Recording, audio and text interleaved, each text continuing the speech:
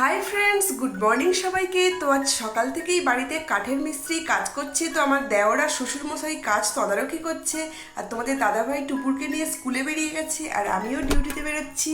আর এখান থেকেই আমি আমার ব্লগটা স্টার্ট করলাম। তো আমি অলরেডি যে আমার অফিসে চলে এসেছি। এসে যে একটু পরে কাজ শুরু করে দেবো। তো আজকে কেন জানি না আমার কিন্তু মনটা বেশ ফুরফুরে আছে, বেশ ভালো লাগছে, ওয়েদারটাও মোটামুটি আছে। তো তারপরে যে আমি আমার কাজে বসে গেলাম। তো দেখো, যতই আমরা বলি যে আমাদের কাজের প্রেশার থাকে, ভালো লাগে না, কিন্তু দেখবে একটা দিন বাড়িতে থাকলে কোথাও একটা ইনকমপ্লিট লাগে, মানে মনে হয় কিছু একটা হয়নি। মানে যারা ডেলি কাজের মধ্যে থাকো তাদের কিন্তু এটা মনে হবেই, মানে আমার তো এটা মনে হয়, তোমাদেরকে বললাম, আশা করি বাকিদেরও এইরকমটাই মনে হয়। তো কাজকর্ম চলছে, আর তারপরে কখন সকাল গড়িয়ে মানে দুপুর হয়ে গেছে, দুপুর থেকে বিকালও প্রায় হয়ে এসছে।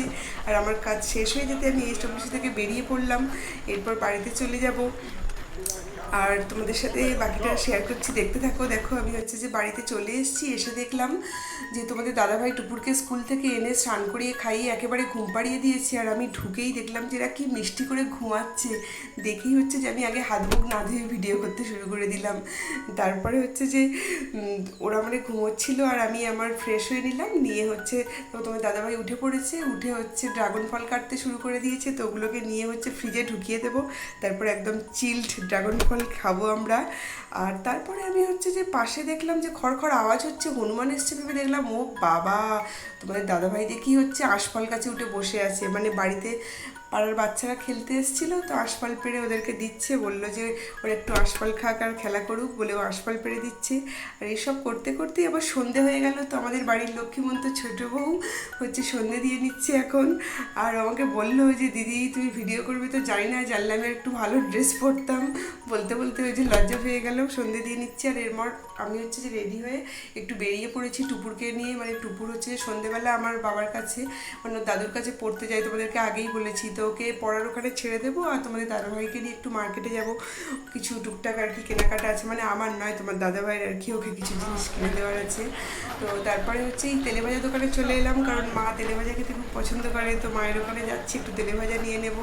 নিয়ে এখান থেকে বেরিয়ে গেলাম। আর যাওয়ার সাথে সাথেই মা চা বসিয়ে দিয়েছে। তো তেলেভাজা মুড়ি আর চা কম্বিনেশনটা বেশ ভালোই হবে। তো আমি ভাবলাম বাহ, এবার একটু টিফিন মতো করে নেওয়া যাবে। টিফিনটা করেই আমরা যেখান থেকে বেরিয়ে যাব। তো আজকে মানে আমার মন বেশ, বলেইছি সকাল থেকে ভালোই আছে। তো তোমাদের দাদাভাইকে জন্য বলেছি যে তুমি আজকে যা কেনার কেনো, মানে ড্রেস কেনো, জুতো কেনো, সানগ্লাস কেনো, যাই কেনো, আমি আজকে সব কিছু কিনে দেবো বলেও দোকানে এসছে। কিন্তু ওই যে দেখছি ও আদৌ কিছু নেবে না। দেখো, ওই দোকানে ঢুকেছে, ঠিক বেরিয়ে আসবে, বলবে এই জিনিসটা ভালো নয়, এর কোয়ালিটি ভালো নয়, এর ব্র্যান্ড ভালো নয়। ওই যে ড্রেসও নিল না, এবার চশমা দোকানে এসছে, আমি জানি কিছুই নেবে না। মানে এতটাই খুঁতখুঁতে, মানে যা দেখবে কিছুই পছন্দ হবে না, আলটিমেটলি কিছুই নেবে না, চলে যাবে।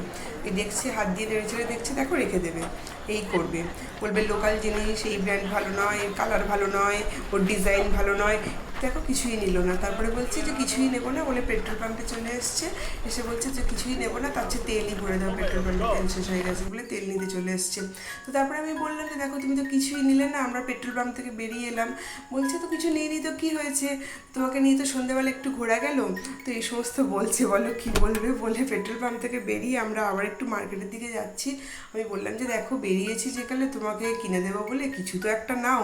বলতে কাছাকাছি কনকাঞ্জলি শপে এসছে। তো ওখানে আমাদের পাড়ারই দিবুদা ছিল। তো দিবুদা একটা হেডফোন সাজেস্ট করলো বোটের। ও বলছে যে ঠিক আছে, হেডফোনটার কন্ডিশন এখন আমার খুব খারাপ, একটা হেডফোন নিয়ে নিই বলে ওই যে গ্রিন কালারের একটা হেডফোন চুজ করেছে। ওইটা আলটিমেটলি মনে হয় নেবে, অনেক বলাতে বলছে ঠিক আছে হেডফোনটা নেবো। ওই যে ওটা নিয়ে নিল। তো ওটা এখন পার্সেল করে দিচ্ছে। আর তোমরা দেখো, হেডফোনটা দেখতে পাচ্ছ কি জানি না, পরে আবার দেখাবো। এই যে ওটা নিয়েছে, মোটামুটি দেখলাম ভালো, এবার ফিডব্যাক কেমন কী হবে জানি না। তো ওটা নেওয়া হয়ে গিয়েছে। আর আমরা এখান থেকে এবার বেরিয়ে যাব। বেরিয়ে মানে টুকুরকে নিয়ে ওখান থেকে একেবারে বেরিয়ে যাবো। টুকুরকে ওর দাদুর কাছ থেকে নিয়ে নিলাম। অলরেডি প্রায় 9:30 বেজে গিয়েছিলো। দেখো রাস্তা একদমই শুনশান, মানে আমাদের এদিকে ভিলেজের দিকে তো এই টাইমে খুব একটা রাস্তায় গাড়ি ঘোড়া থাকে না। তো সন্ধ্যা হয়ে গিয়েছি, আমরা যাচ্ছি। তো টুকুর বললো আমি সামনেই বসবো, মানে মাঝখানে বসে। আর এই যে সুযোগ পেয়েছে, হেলমেট টেলমেট কিছুই পরেনি, রাত হয়ে গিয়েছে, ফাঁকা এতে যাচ্ছে সামনে বসে। আমার একটু মানে ঘুমও পাচ্ছিল, ঝুঁকছিল, দেখছিলাম, তারপরে ধরে বসে আছি পিছন দিক থেকে। আর আমরা গ্রামের রাস্তার মধ্যে চলেও এসেছি, বাড়ির কাছাকাছি একদম এসে গিয়েছি। আর ওই যে ওকে নামিয়ে দিল ওর বাবিয়ে, বাড়িতে চলে এসেছি। এসে আবার গাড়িটাকে পার্ক করে দেবে, দিয়ে একটু বাইরে আড্ডা মারতে যাবে, কারণ তোমাদের দাদাভাই আজকে একদমই টাইম পায়নি, আমি বাইরে ছিলাম যেহেতু টুপুরের কাছে ছিল। তো ওকে বাড়িতে রেখেও একটু বাইরের দিকে চলে গেল, আর আমিও ফ্রেশ হয়ে নিলাম। তারপরে দেখো চলে এসছে ওরা, ও আমার দেওর সবাই একটু বাইরে ছিল, আড্ডা মেরে চলে এসছে, আর আমরা ডিনারে বসেও গিয়েছি। তো বুঝতেই পারছো যে আজকে আমাদের ডিনারে ভাত হয়েছে, রুটি হয়নি। তো তোমরা বলো আজকের আমাদের এই ফ্যামিলি ব্লগ তোমাদের কেমন লাগলো। সবাইকে টাটা, বাই, গুড নাইট।